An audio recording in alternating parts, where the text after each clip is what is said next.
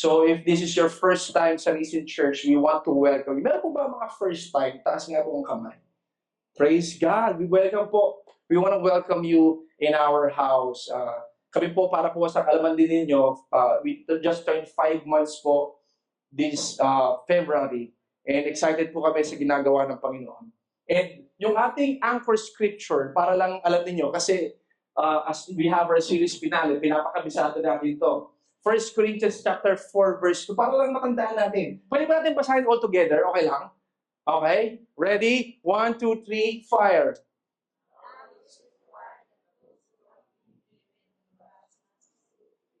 Sabihin natin, faithful. Si Lord po marami in-entrust sa atin. And for the past few weeks, we've talked about different kinds of topics that God wants us to be faithful. God wants us to be a good steward of what He has given to us. And that is why today, yung pag-uusapan po natin, I believe this is something that God is specifically placed in my heart na maging good steward po tayo. Ano po yun? I'll be preaching in this specific subject. Title of our message is this, Faithfulness in God's Design. Si Lord po may specific po siyang design, lalo-lalo na sa mga married couples. May design si Lord sa mga single men and women na nandito sa loob ng bahay ng Panginoon. God has a specific design for you and me. Ano ba ibig sabihin? Ano ba ibig sabihin ng design? God's design. Basahin lang natin to. God's design refers to God's original intention, structure, and purpose for something, and it's how He meant it to function, flourish, and reflect His glory. In short, ito po yung tinatawag nating divine intention. Ibig sabihin, it was planned. Divine order. Si Lord po is a God of order. Mayroong structure. Alright? Divine purpose. He has a specific direction. You can read it through the Bible. And He has divine authority. May mga bagay po hindi talaga negotiable na dapat natin alam as human beings. Kasi dumarating po sa point, because di natin siya alam, we tend to violate or nagagawa natin to, we fall short because non-negotiable to kay God, yet nagagawa po natin. Kaya maganda po, I always say this, we read, we meditate the Word of God, we study the Bible. Now, ang tanong ito, what happens kapag at some point, we don't follow the design of God in our lives? Come to think of it. Ano nangyayari kaya pag hindi natin sinusunod yung specific design ni Lord sa atin, sa buhay natin, as followers of Christ? Or probably, ngayon lang po ako pa-service na attend dito. Maganda nga yun. At least alam mo na agad. Di ba? I want you to write this down if you're writing. The moment you step outside of God's design, pakinggan mo ito mabuti, we lose yung tinatawag nating alignment. Confusion increases, yung fruit diminishes, we lose yung fruitfulness, and peace disappears because of a life disconnected to its designer, which is God. We cannot function as it was created to function. This is the reality of life. Kaya minsan kung tatanungin natin, bakit ganito na nangyayari sa buhay ko? Ang tanong, sumusunod ka ba na sa specific design ni God? Do you really know? In your married life, do you really know? In your singleness, do you really follow? Naunawaan po natin. And that is why I'll be showing this specific testimony. Video po ito. Heads upan ko na kayo. For the very first time po sa Recent Church, mapapanood natin yung Bea at Basha po. Ay, Bea, Basha. Iisa lang po lang yun. Basha and Popoy ng ating church. Yan! Nasaan na ba si Popoy at Basha? Nagtago. Ayun! Okay. Just to give you an idea. Okay, ito pong mag-asawa na ito, I've known them, bago natin i-play yung video. Maganda po ito, mabibless po kayo dito. I've known them since I was in college. Okay, yung husband niya, ito pong tao na to, kasama ko po ito sa fraternity. Nagkakilala po kami nito sa fraternity. Along with Nix, ayun, no, yung maraming tato. Yung mukhang galing din talaga nun. Magkakasama po kami sa fraternity nung mga bata pa po kami. And yung wife niya po, kilala ko na rin kasi tumatambay ako sa lugar nila sa may bandang Antipolo. May taga-Antipolo po ba dito? May taga-Antipolo. So, I've known them for so long. And I saw how God really moves in their midst. And dahil po doon, talagang dumating po sila sa point na nagkaroon talaga ng misalignment yung kanilang married life. Nagkaroon po ng confusion. Nagkaroon din po ng point na papunta na doon sa separation eh. Kaya nawala po yung peace. And because God is faithful, do you agree? Because God is faithful, nagkaroon po ng restoration. Dahil dyan, ayoko na, hindi ko na patatagalin. Gusto ko lang panoorin natin to. Let's watch this. Maghihiwalay na talaga kami. Sumabog na lahat. Parang nagsobra-sobra na. And I was about to divorce him. I didn't know he was cheating. He didn't know I cheated. We were married in Canada, so divorce was a way out.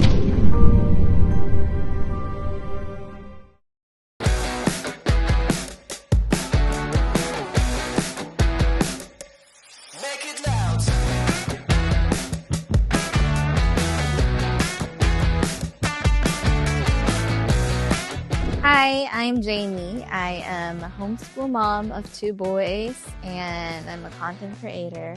Christian since birth, but really started my relationship with Jesus when a couple or maybe 4 years back.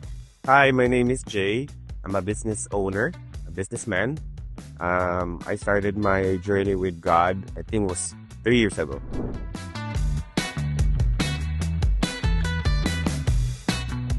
Si Jay, ano siya? Tao, joke.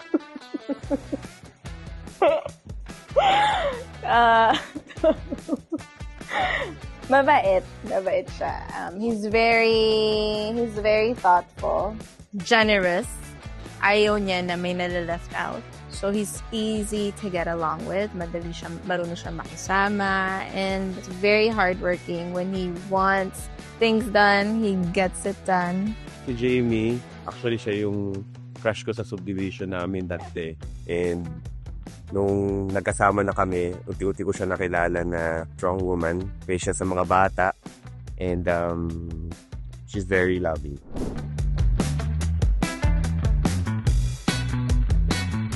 Growing up na sa family namin na broken family, naghanap ako ng family na cool. Si Jay yung first love. Parang in a way, first love ko siya. Yung first true love. Wala eh. So palagi yung nakikita ko that time. And masipag siya. So I knew na hindi ako maghihirap.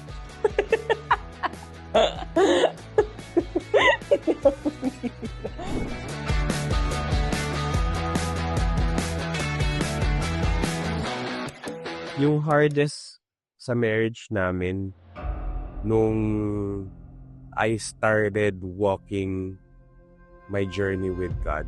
Kung kailan naman ako lumalapit kay Lord, kung kailan naman ako nakakilala kay Lord, all of a sudden, parang daming challenges na nangyayari sa marriage namin, which is, maghihiwalay na talaga kami. Nung lumipat kami from Seattle to here, we had nobody. Malayo kami sa family namin, malayo kami sa friends namin, and we had to start all over again.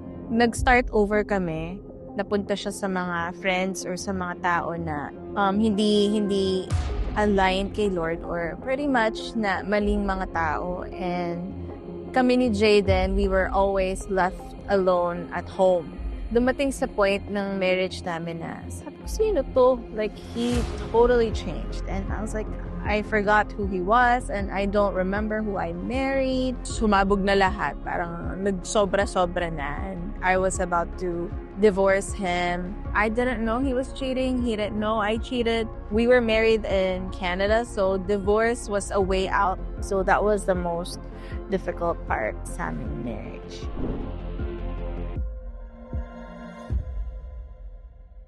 Nakakatuwa lang din talaga si Lord. God is very faithful.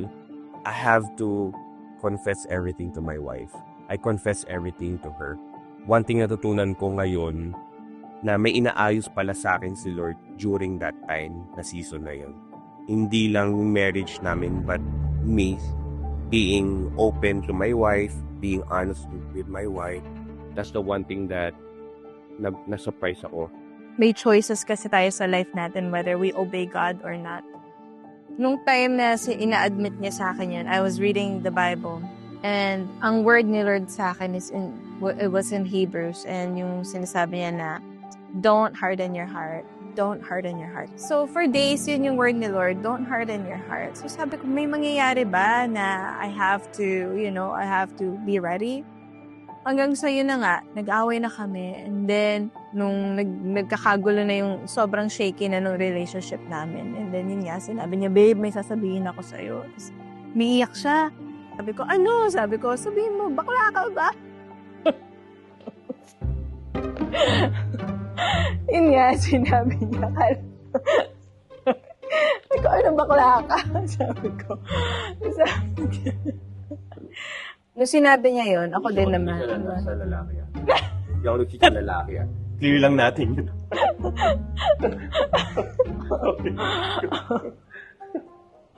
Okay. And then after nun, totally broken down, both of us. Iniyak lang namin together. Iyak kami, sobrang heartbroken. And I'm like, Lord, sabi ko, gusto ko na siya hiwalayan. Gusto ko na, bakit hindi pwede? Sabi ko, Lord, kapag forgive ko siya, or if I don't divorce him, parang I totally lose myself. Kasi parang wala na akong pride, wala na akong nothing. Na I'm taking him back after everything he did to me. Parang yun na yung last, na I have a card to do it. And I couldn't even do it because God won't let me. He says, don't harden your heart. And so, ayun, I chose to forgive him, and it took a lot of work.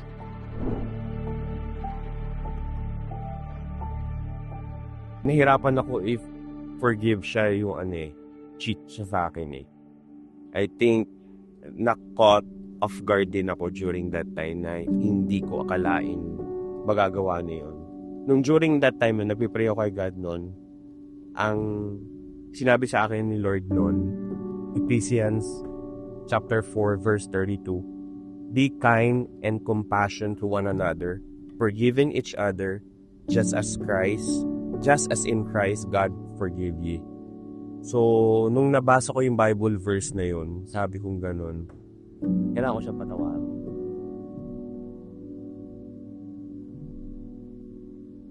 Parehas kasi kami strong Parehas kami ma-pride. So, one thing na natutunan ko, we pause. Pray muna. Isipin mo muna, i-filter mo muna sa utak mo kung yung sasabihin mo. Ask the Holy Spirit kung anong sasabihin mo sa wife mo. I agree with Jay na we pause. So, every time that meron kaming conflict na ganun, I always go to God and say, Lord, help me see what you see in him, and help me forget. So, si Lord talaga ang kailangan natin. Ang ma-advise ko lang, put God first, not just love. Ang love, nawawala So, the reason why I'm saying this is we have to put God first. Kasi ang marriage life, it works really good. It works the best kung si Lord nasa gitna ng relationship niya.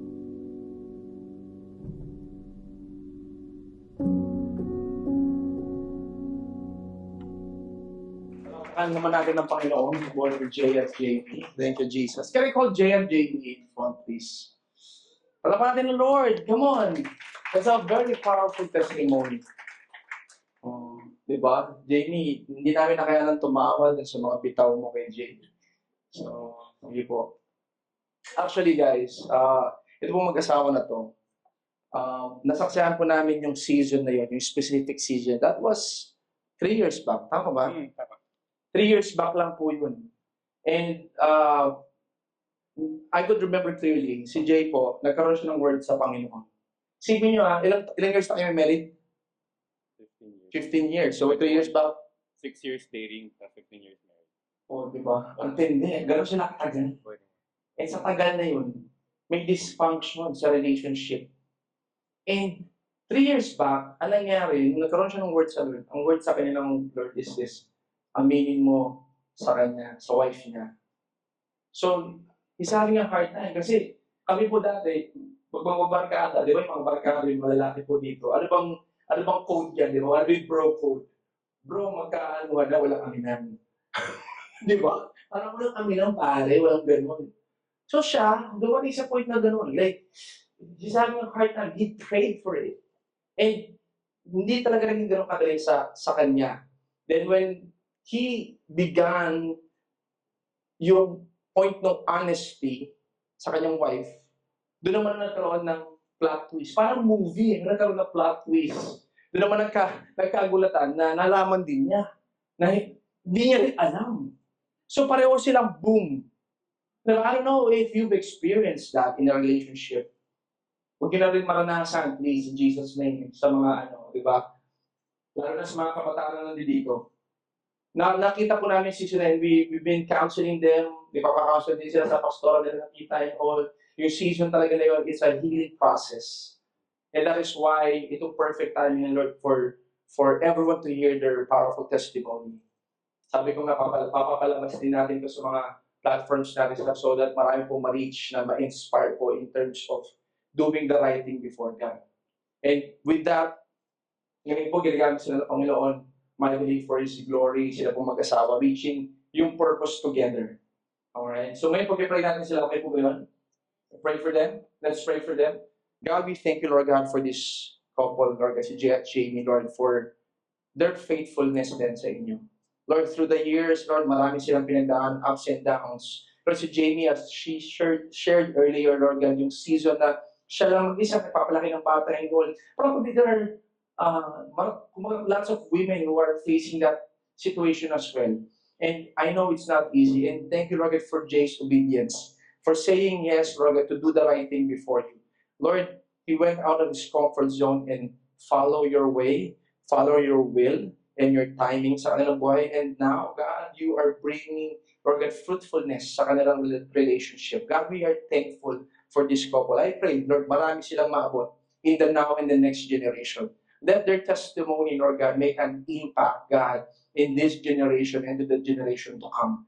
That, Lord, sa dami, Lord God, na nagkakaroon ng ganitong problema here in the Philippines and outside the Philippines, Lord, maging salt and light po sila. God, marami pong salamat. Let your light shine upon them. Let your glory be seen in them, even in their family. Bless them abundantly. Open heavens, God. In Jesus' name we pray. Amen. Palapakan po natin ang Panginoon. Thank you so much, Jay and Jamie. We are so blessed sa inyong testimony. Thank you guys. Grabe. Alam niyo po ba, lapit na ako kasi, baka mag-ingay ulit. Lapit na ako dito. This is somehow a serious matter. Kaya yung preaching today is going to be a specific message, topical siya, na while I was praying, God impressed in my heart, ito pong pag-uusapan natin. And a lot of people struggling. Kasi po kami ni Lore, we've been counseling different couples as well. Kaya yung mga single, patingin nga naman kami ng mga single dito. Ibig sabihin, hindi pa married Okay, praise God. Thank you for those hands. Kasi bakit ko kasi importante rin yung pag-uusapan natin na makakatulong din po sa inyo, hindi lang sa mga married couple. Did you know, based sa Forbes, bigyan ko lang kayo ng stats, okay? Dito sa Forbes, according to Forbes, marriage and divorce stats, ayan, May 2024, the famous half of all marriages ending divorce, tayo pong annulment sa Pilipinas, which sa US, divorce. First marriage, yung mga nasa US, naghahanap ako sa Pilipinas kung merong specific din, but meron lang specific stats, hindi ganito yung view. But in the US, talamak siya. Sabi nito, first marriages, 43%, and in divorce. Ito problema. Nakipag-iwalay kasi bakit? Probably mga reason, they fall out of love, ganyan, hindi pala talaga sila para sa isa't isa. I don't know, maraming factors may papakita ko. Then, they think, pumapasok ulit sila sa pangalawang relationship. They think, ito na yung mag-work. The problem is, yung second marriage nila, 60% end in divorce as well. And, nung nakapag-divorce sila sa pangalawang kasal nila, ito na po nangyari. Third marriages, ang dami po nangyayari pa lang ganito sa US. 73% end in divorce. Hindi po exempted ang Kristiyano dito. Years back, I saw a specific pastor as well. Ano niya po, divorce niya po yung kanyang wife. Kasi yung wife niya is a celebrity. Yung pastor is an author, producer. Massive yung kanilang influence. At nakita ko yung mga comment sections, totoo lang, tinignan ko rin. Ang dami po na-stumble eh. Kasi wala po exempted. Anong point? Wala po exempted dito. The thief comes, the Bible says, the enemy comes to kill, to steal, and to destroy. Bakit? Ang target niya lagi yung unity ng marriage. Ang target niya lagi yung unity ng family to cause division. Because it will affect the next generation. Naman natin? Kasi pagka naghiwalay yung nanay at tatay, may magagawa ba yung mga anak? Wala. Tao ba? And they will be in that situation wherein di na alam mo kanina, may confusion na. Sila mismo nagkaroon na ng misalignment. And that is exactly what I'm talking about this afternoon. Yung importance ng faithfulness natin doon sa God's design. Ano ba yung design ni God sa marriage? Ano ba yung God's design sa singleness ninyo? Nakunawan po natin. And that is why, as we go along, tignan natin, ano ba yung mga common reasons of divorce? Nakita ko rin ito sa research. Number one is this, lack of commitment is the most common reason for divorce. Next, 60% of divorced couples cited infidelity, which alam naman na natin common. Sumunod, domestic abuse. Dito na papasok yung point ng mental, physical, dito na papasok yung economic at yung sexual in nature. And lastly, ito common din to sa Pilipinas, basic incompatibility, tsaka po money issue. Actually, sa US, siguro hindi masyado, pero sa atin sa Pilipinas, sa Asians, I believe, malaking factor po yung money na nagkakos po ng divorce. And a lot of couples or families have this dysfunction. Yung iba nga, sa totoo lang, hindi na lang nagpa-file yan. Iba naman, wala sa research yun. Pwede silang physically, mukha silang okay, pero emotionally, wala na. May dysfunction na. Nagsasama na lang, itong common, like ko ito narinig, dahil sa anak. Tama ba? Bakit kayo nagsasama? Ba't kayo magkatabi ng kama? Ba't kayo ng kwarto? Nagsasama na kayo para sa anak namin. Bakit? Kasi mahirap magkakaano pa, ganyan. Ano naman kami, nagkaroon kami yung mutual understanding patungkol sa bagay na ito. Seryoso? Di ba? I mean, this is a serious matter. And as a church, we want to tackle this because gusto natin magkaroon tayo ng tamang understanding when it comes to God's design for a relationship. Now, ang tanong, ano po ba talaga yung root cause nito? What is the issue? Bakit nangyayari po ito? What's the real root? What's the heart of the issue? If you're writing, write this down. Number one is this. The heart of the issue is the issue of the heart. The heart of the issue is the issue of, alin? Ng heart. May mali sa puso. Una, sabi mo noon, pumasok ka sa relationship, mahal mo siya. Pangalawa, nag-ipon kayo, gusto niya ng magandang wedding, pumasok ka, nagbawa kay pastor, kay father, tapos nung parang hindi na yun yung i-expect mo sa relationship, nakita mo na yung ugali, ganun parang pagkakisip ko, na-armalite na ako nito. Parang bigla ka nang nagdadalawang isip ka na, why?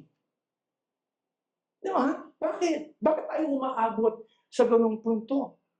Now, yung mga point ng struggle ng marriage, ang dami niyan iba-iba. Iba-ibang factors. May pride, mayroong struggle sa lust, may struggle sa mindset, sa heart set. And that is not somehow easy dun sa next generation. Seeing their mom and dad always fighting. Them in the middle, don't know what to do. Just go with the flow. Nag-aaral naman sila, may allowance sila and all. Wow. And for some, ito mabigat. Di ba may Christian ka? Di ba dati, nagsishare ka na, nag-delete ka, di ba dati? May ganun po ba? Yeah. That's the reality. That's why some, next generation, they don't want to be part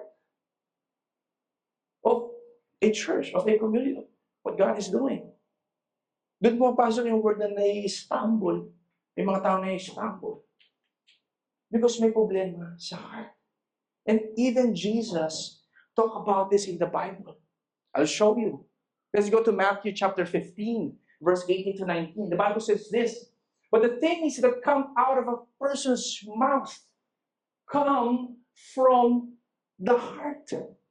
And this defile them. For out of the heart come, ano sabi nun? Evil thoughts. Kaya, tandaan niyo po ito, the Bible says, what the heart is full of, the mouth speaks. And comes murder, adultery, sexual immorality, theft, false testimony, and even slander.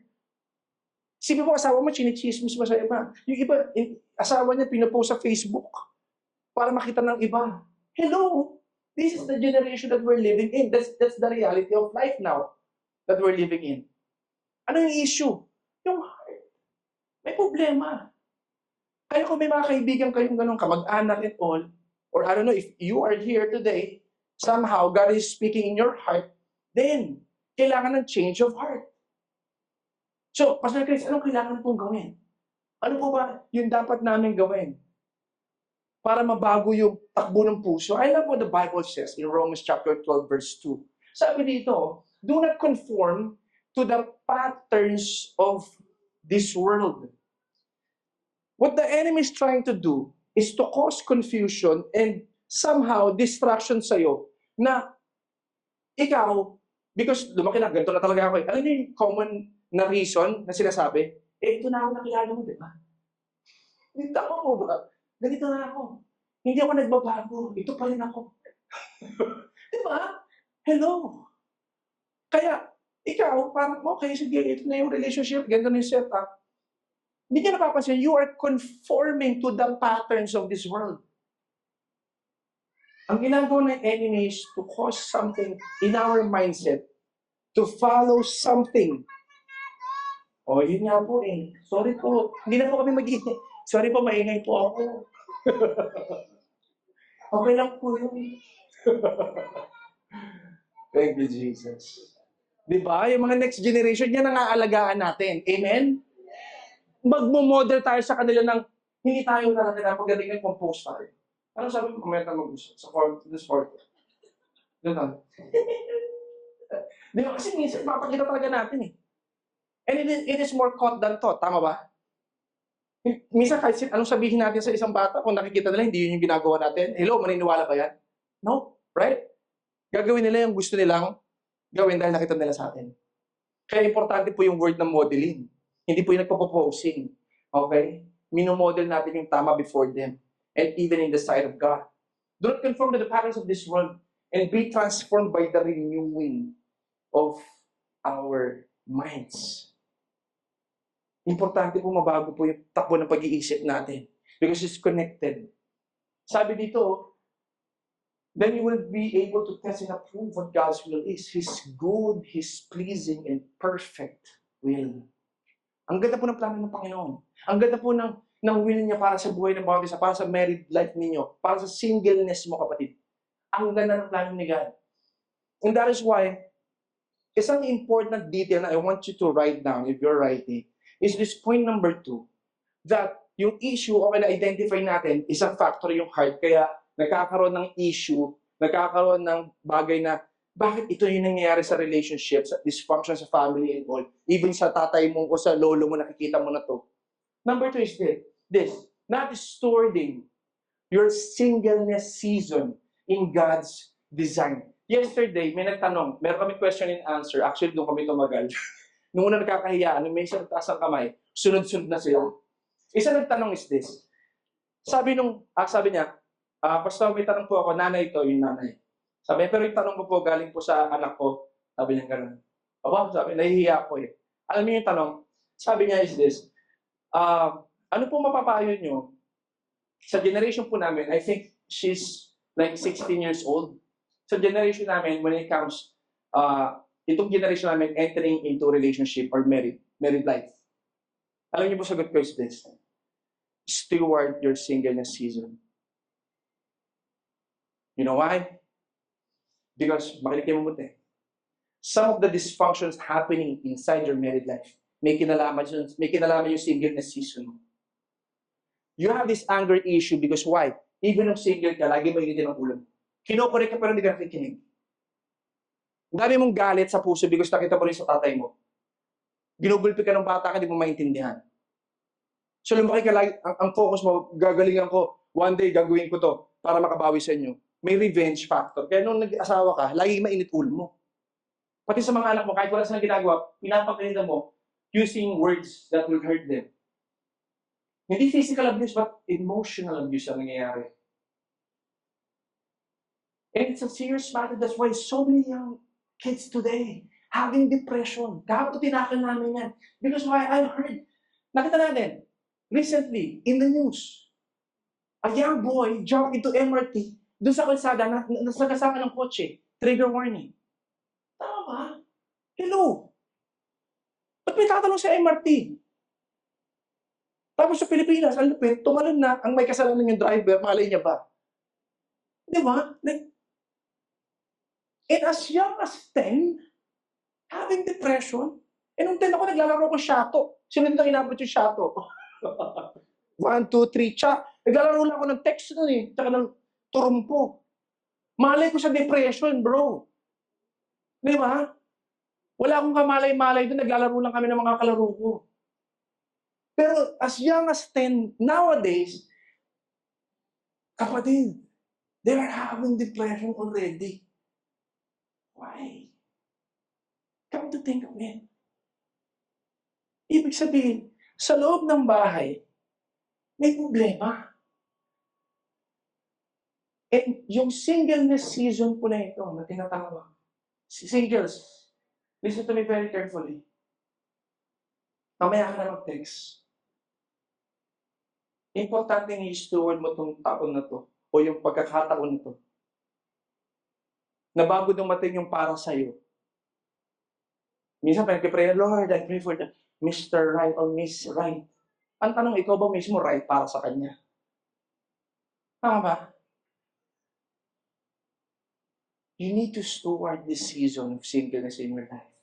So that when you enter into a relationship, hindi mo na magagawa yung bagay na hindi dapat before the sight of God. Naalala ko one time, there's this person, sabi niya, hindi ko, bro, alam mo, dumating sa point, sinasabi ko sa sarili ko, gagawa sa tatay ko eh. Hindi ko gagayahin yung mga ginawa niya. Sabi niya gano'n, tatay ko, nagdroga, tatay ko, ano yan, laging maiintin ang ulo, ganyan. Alam mo, little did he know, nung siya na rin nasa married life, na siya na yung may asawa, yun din yung ginagawa niya. Tama ba? May pattern. Bakit? May problema. May issue sa heart, then may issue dun sa singleness niya na hindi na-deal ever. Pwede ba mangyari kahit Kristiyano? Yes. Pwede ba mangyari kahit saved ka? Yes. Ganda nung shinare sa atin ni Dr. John Nang, di ba? Saved soul, wasted life. Pwede kang saved, pero pwede kang magkaroon din ng wasted life. Tama? And in the Bible, in the beginning, I want to give you a blueprint in the Bible that some point, pinakita na ni God. Ano ba dapat pag single ka para, punta muna tayo sa mga single men and women natin para fair. Kasi mamaya yung mga married couple na uli. And sa mga married couple, makaka-relate din kayo dito. Punta tayo sa Genesis chapter 2, verse 15 to 17. Even in the Bible, sipin yung Adam and Eve was somehow placed by God. Sabi dito, the Lord God placed the man in the garden of what? Eden. To tend and watch over it. Pause muna ako doon.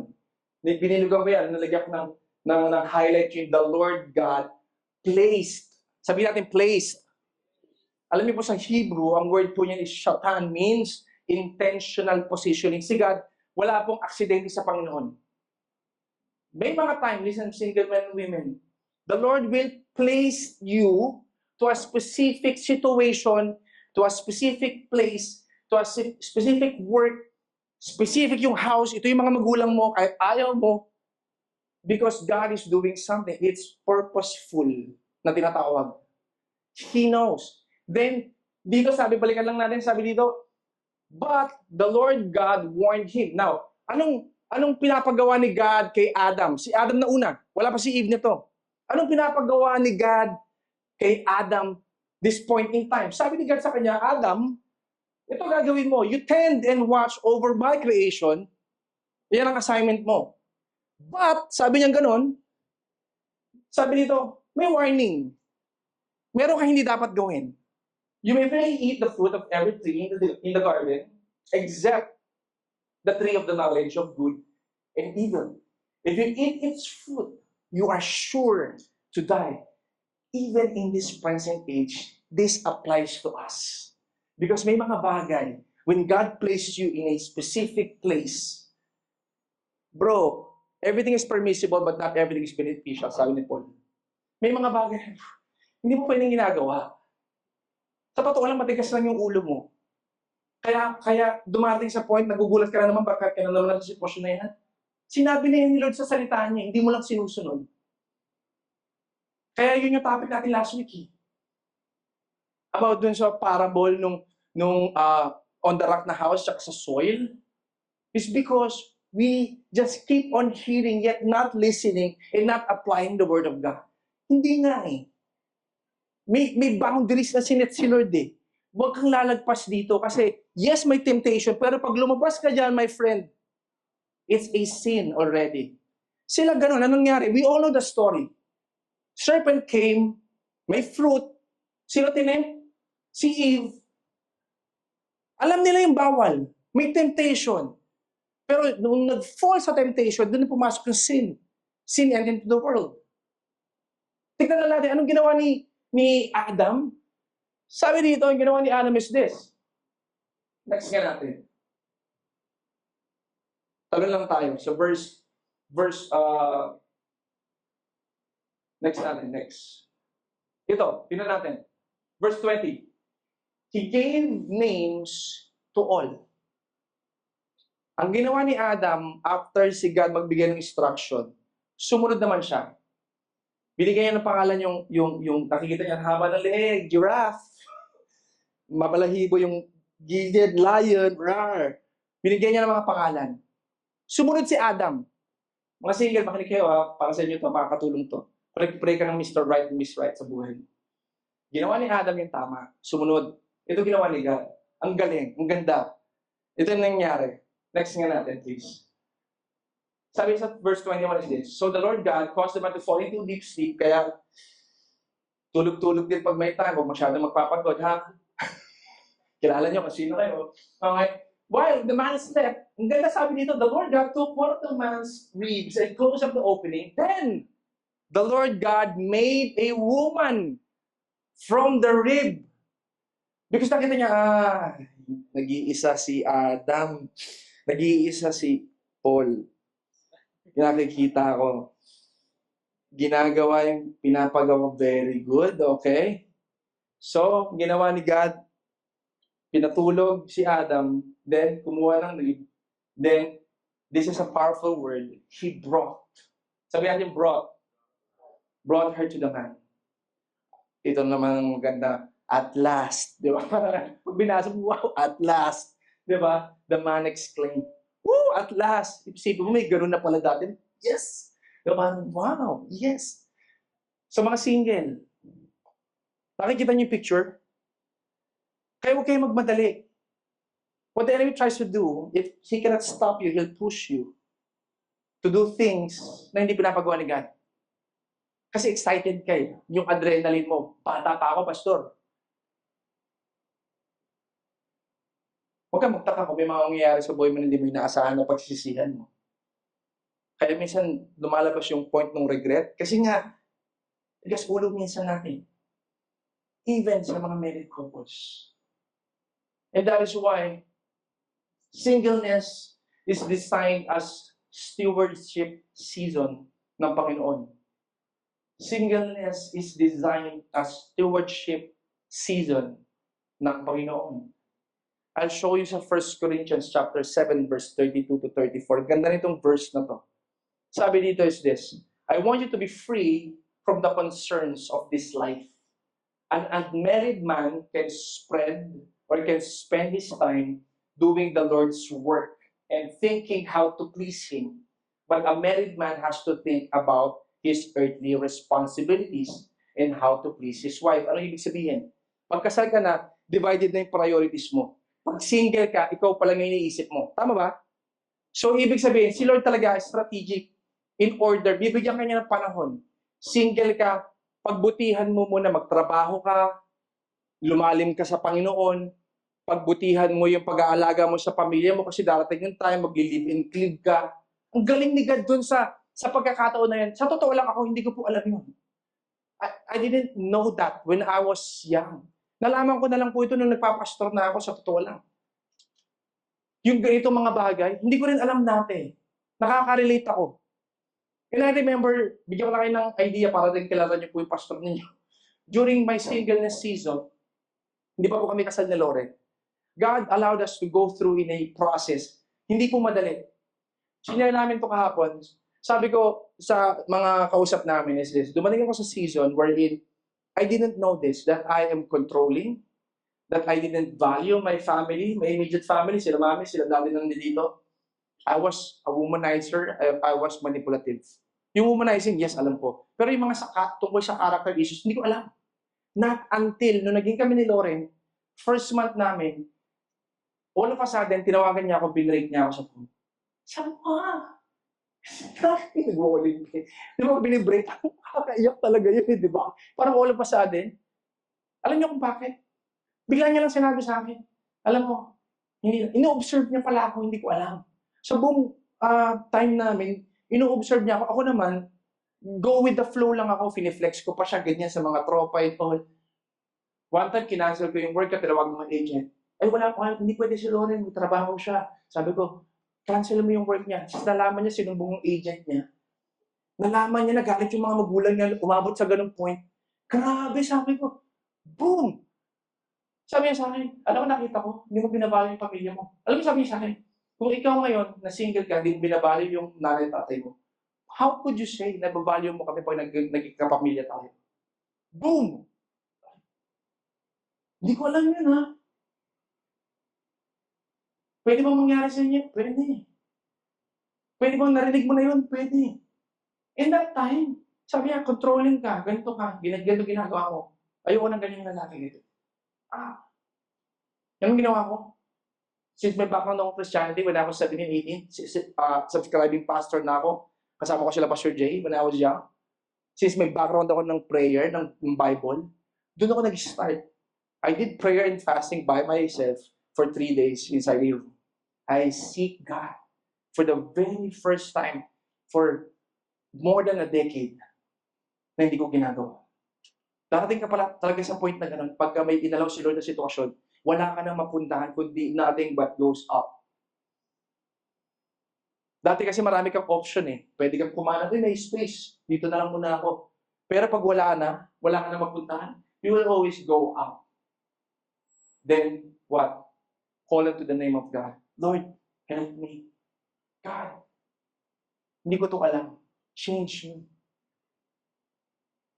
And little did I know, God is doing something in my heart and during my singleness season that He wants me to do starting that very moment, start doing the right thing in the sight of God. Not for applause, but for a cause. Kasi si Lord may plano. In that time, I didn't pray ako. Sabi ko, kung magkabalik ka man, hindi. His will be done. And by His grace, nagkabalikan kami. Sabi niya, pag hindi ka nagbago, ganyan and all. There's something in me. Not to do best foot forward sa relationship namin, but there's just something in me. Ganun pala talaga. When you completely surrender to God, wholeheartedly, bro, kapatid, si Lord talaga babaguhin niya yung puso mo. Alam mo, magugulat ka na, parang ayaw mo na to. Kaya nga pag naka-Jesus ka talaga, may full transformation, kapatid eh. So magtaka ka kung walang full transformation, baka wala ka pa sa point ng full surrender sa Kanya. Kasi once you surrender your life to Jesus, He will really change you from the inside out. Yung puso mo magbabago, yung trajectory niyan parang biglang naiiba. Yung mindset mo parang bigla na lang, parang ano nangyari sa akin, parang hindi ko na gusto yung mga ganitong bagay. Alam mo, mga kaibigan ko yan. Yung mga nasa likod na, yung mga nakikita niyo sa mga gilid-gilid din, ha? Mga kaibigan ko yan for so long. They know that. And it's not easy, yet fulfilling. Because why? Once you respond to the call of God in your life, you are here sitting, probably listening to me. But later, who knows? Paano ko gagamitin, Lord? Completely. Because inallow mo siya for Him to change you completely inside out. Magugulat ka, ginagamit ka niya. Yung married life ninyo, singleness mo, for His glory. Tama po ba? And I'm just amazed how He just speaking to my life, changing me na, okay God, anong next? Hindi ko naman expect po na mapapakasawa ko rin talaga si Lauren. Kasi may one time, there's this specific situation that He allowed that I need to be open to Him, just like Jay. Alam nyo, yung mga single na dito or even married couples, openness is very important in a relationship. Kasi pag wala ka pong secret place, magkakaroon ka ng maraming secret sin. Ulitin ko, pag wala kang secret place kay God, hindi ka nag-pray, hindi ka nagbabasa ng salita, hindi mo siya win-worship, mas marami yung time mo sa YouTube, sa Netflix, magugulat ka, sin is knocking or crouching at your door. Then, it will begin for you to, yung temptation, mag-fall ka into sin, at hindi na yun alam ng asawa mo. Hindi na yun alam ng partner mo. You get what I mean? Kasi nga, wala kang devotion kay God. And God allowed me to go through in that specific season for this point in time. Malay ko ba, na pagdadalhan ni Lord sa amin na sa ganitong point ito, wala akong kaalam-alam. Ang alam ko lang sumunod kay God. Kaya, point number 3 that I want you to write down, ano ba yung root? Ano ba yung issue? Number 1 is the issue of the heart. Number 2, yung singleness season mo, hindi mo ini-steward before God. Third is this, you neglect God's design, yung biblical rules. Kung tatanungin ko kayo, in your mind, are you applying God's biblical role in your marriage? Ano ba yung design ni God sa marriage? What is God's beautiful design dun sa married life pagkatapos ng mga singleness season na to? Yung married season mo, yung point na ginagawa mo na yung bagay hindi na pang sarili mo, kundi dahil may partner ka na panghabang buhay yan, paparating na yung anak ninyo, may family na kayong bubuuin. Ano ba yung role? I love what the Bible says. Tuloy lang natin yung sa Genesis. Pagkatapos ng season na ni Adam na yun, dumating si Eve. Verse 24 is this. Sabi nun, that is why a man leaves his father and mother. Dito na po pumapasok yung live and cleave na tinatawag. Wala ka na sa roof. Now, listen, singles, ganito yan. Hanggat hindi ka kasal, nasa roof kayo ng mga magulang ninyo. Okay? You're under the authority of your parents. Kahit may girlfriend ka na, boyfriend ka na, may anak na kayo, pero hindi pa kayo talaga kasal in the eyes of God, you're still under that roof.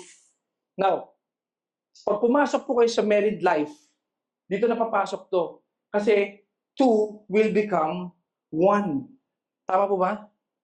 Now, here's the thing. Ito nangyari. Because may dysfunction. Imagine niyo, nakalimutan ko lang magdala pag gusto ko ipakita itong illustration na to. I do this illustration before. Imagine, coupon band. Imagine nyo na lang. 1 coupon band. May glue. Yung glue represents yung covenant ni God. Once na nilagyan ko to ng glue,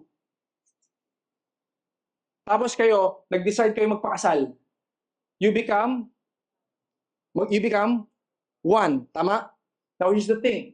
God designed marriage for you to be one, as one. Ayaw ni Lord ng separation. Nagkaroon ng New Testament because ang titigas ng ulo ng mga tao, okay, sige, ito yung grounds. Pag nahuli mo, nag-cheat. Pero yung design ni Lord, pag pinag-isa niya kayo, walang sino man dapat nakakapag-iwalay niyan. Now, ito yung problema. Pag pinilit mo. Pag pinilit mo as one kayo, ano mangyari sa papel? Pag ginanito ko, anong nangyari? Mapupunit, tama? Doon pumapasok yung damage. That's why a lot of marriage, a lot of specific people in life, damage siya from the inside. You can post lagi sa Instagram o Facebook na mukha kang okay, nag-travel, ganyan and all. Pero ang katotohanan, hindi ka okay. Damage ka. Pinapakita mo na sa mga kaibigan mong okay ka. Truth of the matter, you're not okay. Bakit? Kasi yung decision mo hindi yung design ni God. Nauna pa natin? So once we do that, hirap. Kasi design ni Lord, once you're married, dapat nilalakaran niyo yung purpose, yung plano niya sa buhay ninyo. Amen? So ano yung biblical role? Pakita ko lang. Ano biblical role ng husband? Husbands, listen. Your role is to lead and to love your wives unconditionally. Sabihin ng mga lalaki, Amen. Ang hina, parang hindi sila agree. Okay, ulitin natin. To lead and to love our wives unconditionally. Amen. Parang napilitan ah. Okay? Ano sabi ng Bible? Ano ba yung biblical role? Pakita ko lang. Ephesians chapter 5 verse 23. Sabi the husband is the head of the wife. Ano ibig sabihin? Yung husband yung leader. Malinaw? Yung leader ng family, yung leader ng wife. Next is this. Is the wife, the husband is the head of the wife as Christ is the head of the church. So ibig sabihin, si husband, si wife, children. Sino head ni husband? Sino head ng husband? Christ. Now here's the problem. Sometimes, that's why maraming mga babae, they're having a hard time to submit to husband. Is this. Si husband doesn't submit to Christ. Oh! Oh! Oh! Tama ba? Many husbands doesn't submit to Christ. When you don't follow the design of God as husband, nagkakaproblema. Kasi si wife, paano ko na-discover din to? Naunawaan ko to nung time na kami po nila na-invite po kami sa isang station, FEBC, way back 4 years ago, na nag-share po kami testimony. Hindi naman kami nag-usap. Nagtatanong lang live po ito. Biglang all of a sudden, shinare niya tong specific testimony namin na ito yung sinabi niya sa interview. Kaya daw siya kasi sa totoo lang po, magiging honest ako sa inyo, huwag niyo sasabihin, nandito ba si Loren? Ang hirap, busy ka sa kids. Ang hirap niya po mapasubmit before. Lumaki po siya sa culture sa LA and sa family na ang belief system, kasi po father niya is a lawyer, ang utos po sa kanila lagi, sa kanilang mga babae magkakapatid is this. Dapat yung lalaki ang nagsasubmit sa inyo. Tandaan niyo yan. Grabe si Amy. Hindi sumusunod kay God. Mapalakpak pa. Jobing, agree ka ba? Mapalakpak asawa mo eh. Parang no? Okay. Listen. Lumaki po siya ng ganun na hindi niya kaya. Kaya dumating kami sa time, dito yung training ko kay God eh. Talagang, alam mo pag nagbubuhat kayo, para mga 200 pounds na yung chest press. Ganun kahirap. Kasi hindi siya talaga nagsasubmit. Alam mo kung paano siya nag-submit? Na hindi ko sinasabi Napasok ko yung verse na sabi mo, di ba? Humble yourselves unto the Lord, and in due time, you will lift us up. God, I just humble myself to you. It is in your principle. Hirap eh. Lagi kami nag-aaway. Alam niyo, nagulat na lang ako. Yung pinapanalangin ko pala, na siya ang baguhin. Ang binabago is ako.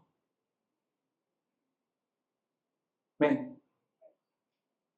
Minsan, pag i-pray tayo, baguhin mo na ang asawa ko. Grabe na lang, araw-araw na lang ginawa. May kuusap akong ganyan nung nakaraan eh. Paano daw, sabi niya, tatrabaho siya, di ba? Parang gusto niya, pag uwi niya ng bahay, papahinga na lang. Pero pag uwi stress na siya sa work. Pag uwi niya ng bahay daw, mas stress pa siya sa bahay. Kasi yung asawa niya talagang So ginagawa niya sa trabaho na siya, papahinga. sabi ko, grabe ka naman, bro. Sabi ko, kinakawasan ako, gusto ko matawa, pero pinipigil ko eh. Parang grabe ka naman, bro. Kasi nga, In reality of life, nangyayari talaga yun sa mga bawat mag-aasawa. Tama po ba? O pwedeng minsan vice versa. So, ano nangyayari? Hirap mag-submit kasi hindi naman nakikita sa atin. So, importante yung role mo as a husband to do the right thing. Na sinusunod mo si God. You submit to God's authority. Kasi when you submit to God's authority, yung babae, si God bahala dyan. Susunod dyan because nakikita niya sumusunod ka sa Diyos. Amen po? At doon mo makikita na flourish yung relationship, parang yung triangle. Hindi Illuminati to inaalis ko yung mata ko. Okay, si God, di ba si God, husband and wife, di ba, papaakyat kayo kay God kasi pareho kayo lumalago sa Panginoon. Tama po ba?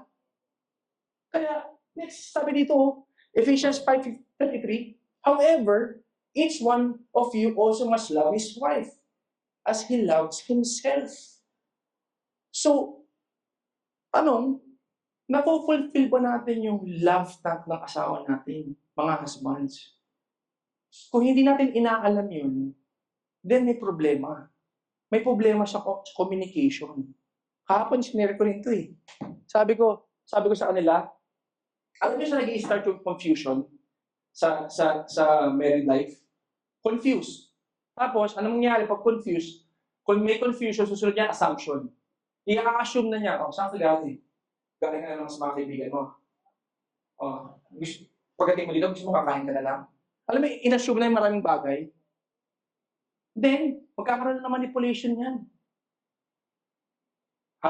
Basketball lang kami ng tropa. Sige. Okay lang ba? Okay lang. Hindi nga, okay lang. Ayaw ko na. Alam ba? May drama na, di ba? Parang, okay ba talaga ito? Minsan, saan tayo kakain? Ikaw bahala. Dito tayo kumain. Hindi ko type dyan. Ako lang po ang bahala. Ganyan ka naman Gusto mo ikaw lagi na susunod. Nag-aaway na kayo, tatanong na kayo sa kakain. Tama ba? Ang gulo, parang, wow, what happened? Hello? Can't see me. Nag-aaway na kayo. Di ba? Are you willing to somehow ibigay yung love na kailangan ng asawa mo? Yung emotional need. Kasi sa mga lalaki, number one, based on research, is yung physical need. Physical. Yung sexual design sa married life, Pangalawa, sa mga babae, ang gusto nila, number one, top one, is yung emotional need. Kaya minsan, hindi kayo magkasundo doon sa physical kasi yung emotional may problema. Naman natin, hindi ako si Dr. Love, pero galing to sa Bible. Kasi talagang parang asaya-saya niya. Parang ganda ng topic talaga.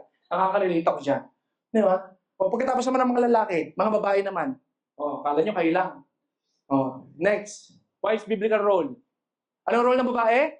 To submit and respect as a helpmate to what? Sa husband. Women, amen po ba? Amy, sumagot ka. Amy, parang ayaw mo. Okay. Amen? Anong sabi? To submit and, dalawa yan, respect. Minsan, hirap ka na mag-submit, hirap ka pa mag-respect. Ito, tawan-tawa ako kahapon. May nagtanong patungkol sa ganitong aspeto. Alam mo, sabi ko, nakalimutan ko yung specific tanong, pero ito yung sagot ko. May kinalaman sa respect kasi. You correct in private, you affirm in public. Ano yung sabihin? A lot of times, because of over-familiarity in your married life, hindi nyo naayos yung singleness ninyo nung married na kayo kung paano kayo manalita. So tendency, hindi nyo napapansin, napapahiya si lalaki sa harap ng tropa o sa harap ng iba. Because why? Nakasanayan na. Or, on the other hand, doon naman sa loob ng bahay, sa harap ng mga anak, or minsan, meron siyang ini-explain, hindi nga ako okay I'm not good at this point in time. Anong good? Walang good dito. Alam mo, pagbutihan mo, magtrabaho ka.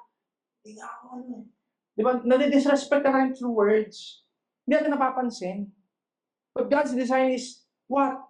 To respect. role ng babae as a kaya nga helpmate eh. Para, nai-help mo ba siya? Pag disrespect mo, ginagawa mo, gising ka na, ha? Bakang ka na. Ginagano mo yung ulo, ha? Gising, gising, gising, gising. Nare-respect mo, nadidisrespect mo siya. So, maraming mga lalaki, kaya nagpo-force sa infidelity, nakita sa trabaho, buti pa siya. Sweet sa akin. Pati, buti asawa ko, pag-uwi ko sa bahay, stress ako. Buti pa siya. So, pag nag-text sa'yo, hi, hello. May ganun pa eh. Di ba? Bakit? Damage ulit from the inside. Kasi, di kayo open, hindi niya nare-release yung bitterness. Yun pala, nag-lead na sa unforgiveness. Nakukuha natin?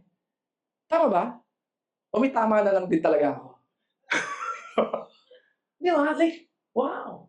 And then sabi dito, Ephesians 22, wives submit yourselves to your own husband as you to the Lord. Same. And Ephesians 5:33b, the wife must respect the husband.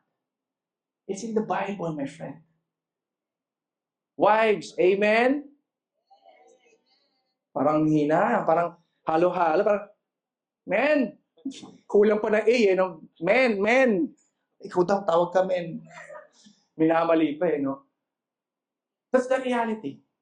We need to understand our biblical roles before God. That's why yung dysfunctions happen in marriage. The problem is, sana kung tayo lang, yung mag-asawa lang. Tama ba? Pagkata yung next generation. Minsan kayo, hindi. Ilang taon na kami. Actually, yung mga apo nyo pwede ma-apektuhan din. Meron silang emotional baggages. Tama ba? It's because why? They keep on seeing these things in the relationship na nilook up to nila. Na supposedly nagmo-model sa kanila ng tama. God designed us. Ganda nun, parang sa isang fashion show. Si God, di ba, dinisign niya to. Papasuot mo sa'yo. Kasi lalakad ka, suot yung creation niya. Na yung nakikita ng iba, ang ganda-ganda.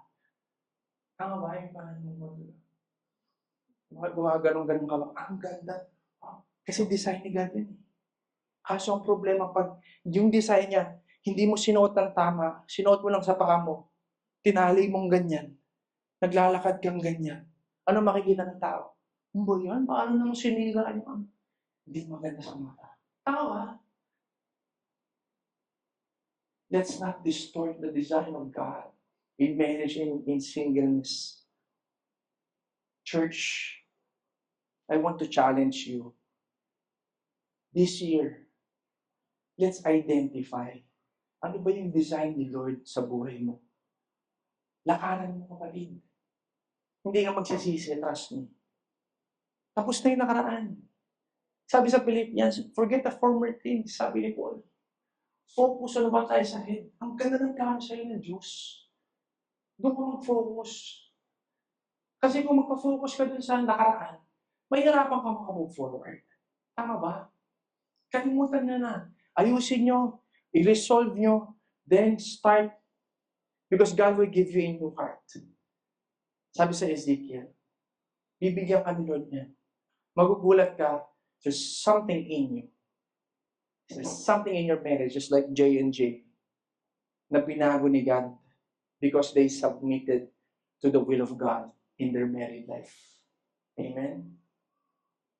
And as I end, can I call the worship team? As I end, kahapon, I shared this specific statement. Tapos nga natin yun. Specific statement about kingdom couples. I'll read it to you. Kingdom couples are not built on public applause, but on private obedience. The strength of your marriage is proven in the unseen moments. Listen, yung public na nakikita ng tao, bakit blessed na blessed sa'yo, is because they do not know the unseen. At some point, you just obey God, even though it's hard. You keep doing purposefully, intentionally, consistently. Yes, sometimes we fall short of the glory of God. But because sinasabi mo, Lord, nagkamali ako, forgive me. I want to pursue. Kami pong magkasama kung anong plano mo. Kapatid, kung nandito yung husband mo, kung nandito yung wife mo, huwag mong iiwan yung asawa mo. Na hindi niya nalalakaran din yung tawag ng Diyos. Lumakad kayo together. Kaya yung lalaki, di ba, pagka nakikita nyo, pagka lumalakad sa altar, di ba nakaganon? Role natin yun eh. Sasamahan mo sila. Hindi mo sila iiwan, diyan ka. Nung una-una kayo, sweet nyo, di ba? Parang mga after 5 years na, parang ito na lang. Oh. After 10 years na, parang, ang tagal mo naman. Asa ka na, ang tagal, iinis ka pa eh. No? Iniwan mo na, iinis ka pa. Di ba, parang, hello, huwag mong iwan. Sabay kayong lumago sa Panginoon. Kasi dati yung pagkakataon, pag iniwan mo yung asawa mo, ikaw din mahihirapan. Dito po sa atin sa Recent Church, this is something, a culture that we want to build, establish as we lay a foundation. That all the married couples, both of you grow together. Kaya nga po meron tayong couples fellowship mamaya eh. We want to hear you. We want to help, to guide, for us as a community. Yes, maliit po tayo. Pero alam niyo po ito, nakikita niyo na ito, you will never know what God can do. Ang dami nga kalaban ni Gideon. Ang dami nag-volunteer. Ang tinira nila ilan? 300. Ilan yung kalaban? 1,000. Hindi nila parang nila matatalo yun. Pero sinod, yung point na nakikinig ka sa kanya, He will place you in a position wherein kailangan mo intindihan ano yung next instruction. Then, ano nangyari? Specific instruction ni God, sila yung naglaban-laban. Hanip. Kaya bang gawin ni Lord sa buhay mo yun? Kaya bang gawin ni Lord na para kang si David na dahil pinaninindigan mo yung tama? Mga bro, boss mo yung may gulayat? Wala naman ako mapagmamalaki. Okay lang, si God, ang laki-laki. Ang dala lang ni David, slingshot. Pinagtatawanan si God. Ito sa'yo.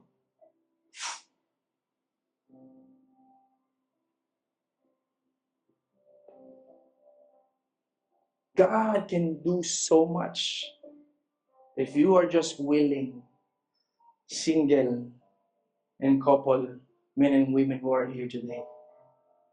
You will never know what God can do to your married life, to your marriage, if you just do the right thing. Alam nyo, as I end, this is a specific verse. Reminded kanina, sinama ko lang ito, na-remind ako ng Lord. Hindi ito kasama talaga dapat sa end ko. But while I was contemplating dito kanina, God reminded me this specific verse in Exodus.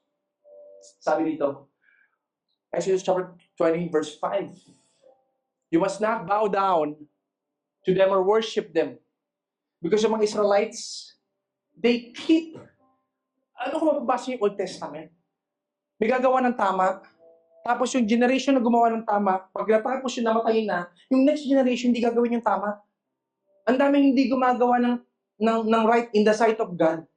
Mag-worship kay Baal, sa Asherah pole, yung ayaw ni God, keep on doing. Tapos ang mangyayari, pag inalaw ni Lord yung defeat sa kanila, walang victory, they will cry out, sabi sa Bible, lagi nyo maririnig yun, lagi nyo mababasa yun. There's a generation who is crying out to God, then magre-raise up si Lord. Kaya yung judges, pag binasa yung judges, walang next generation kay Joshua eh. Nagre-raise up si Lord pa isa-isa. Si Gideon isa doon, sa judges. Kasi kinakailangan may tumayo doon sa tama. Church, all of you are hearing me right now. Once na ginawa mo yung tama, ang ganda na gagawin ng Lord, hindi lang sa generation na meron tayo, pati sa generation na paparating. Sabi ito, I, the Lord your God, am I jealous God who will not tolerate your affection for any other gods? I lay the sins of your parents upon their children. The entire family is affected, and even children in the third and fourth generations of those who reject me. Ano ibig sabihin? Kaya merong specific na tinatawag generational curses or generational consequences. Why? It's because yung lolo mo, dahil hindi ginagawa yung tama, napasa sa tatay mo. Yung tatay mo, dahil ginagawa yung tama, napasa sa'yo. Ikaw ngayon, hindi mo ginagawa yung tama, napasa doon sa anak mo. Yung anak mo, hindi ginagawa yung tama, doon sa magiging anak niya mapapasa. Notice the pattern. Bam, bam, bam. Laging merong anak sa labas, merong anak sa labas, may anak sa labas, may anak sa labas. May sakit, may sakit, may sakit, may sakit, may sakit. Tama ba? There's specific pattern. Parang, alam mo, ganyan yung lolo ko. Yung lolo ng lolo ko, ganyan din eh. Maraming, nangyari sa inyo yan. Yes. Because we keep doing hindi tama in the sight of God. Nungunawan po natin. I'm sorry, I'm just being passionate right now. Because I pray that in this generation, kaya po yung vision ng church is the now and the next generation.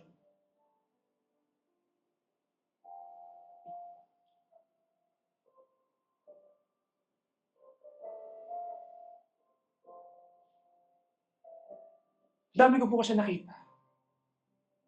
Sorry. Ang dami ko po nakita na mga bata. I don't understand. At first, God, sabi ko, when I was praying, may minimisyon kami sa Panga. Mga magulang po yung bebenta sa anak nila. If you're gonna hear their story, di mo kakayaning marinig man. Even inside the church. There's a former church namin, nakwento ko na. Young ones, having mental problem.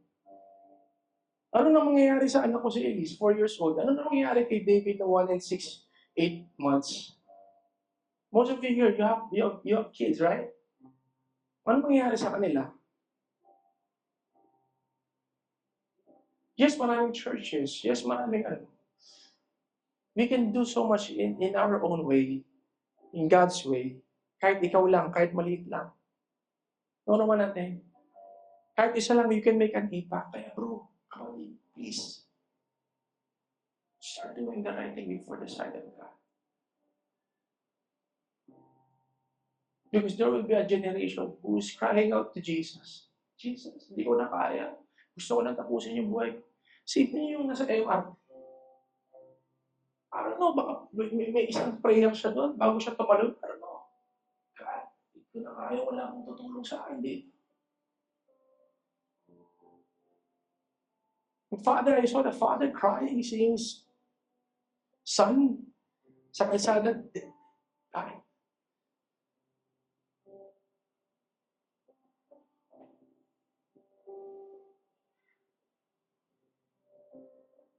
Sins can be passed on if you're not going to cut it even today in this generation. Are you with me? Can we just close our eyes and bow our heads?